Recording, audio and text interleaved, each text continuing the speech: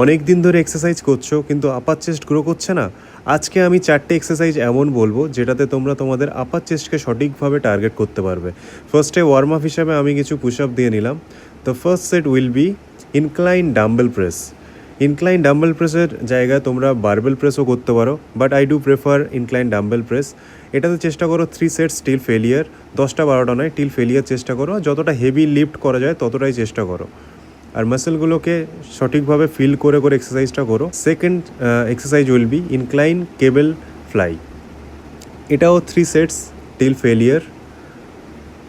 আপার চেস্টটাকে আমরা সঠিকভাবে যাতে মুভ করতে পারি সেটাকে লক্ষ্য রাখতে হবে, আর বেশি ফাস্ট এক্সারসাইজ না করাই ভালো।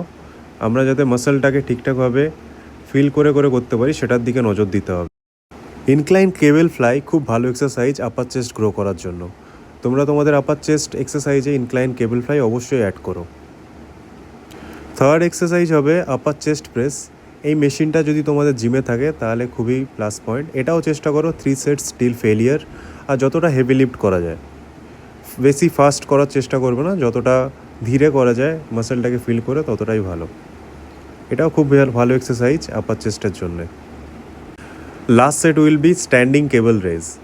এটা তো 3 সেটস টিল ফেলিয়ার, আর চেষ্টা করব এটা তো বেশি হেভি লিফট করার দরকার নেই, যতটা তোমার স্ট্রেংথ আছে ততটাই করবে। মাসেলটাকে যাতে ফিল করতে পারো সেইভাবে এক্সারসাইজটা করবে, আর চেষ্টা করবে হাত যাতে শোল্ডারের উপরে না চলে যায়। হাতটা আমি যেভাবে মুভ করছি এইভাবে যেন মুভ করতে পারো। এটাও খুব ভালো এক্সারসাইজ আপার চেস্টের জন্য। I hope this will help you to grow your upper chest, and do follow me for more.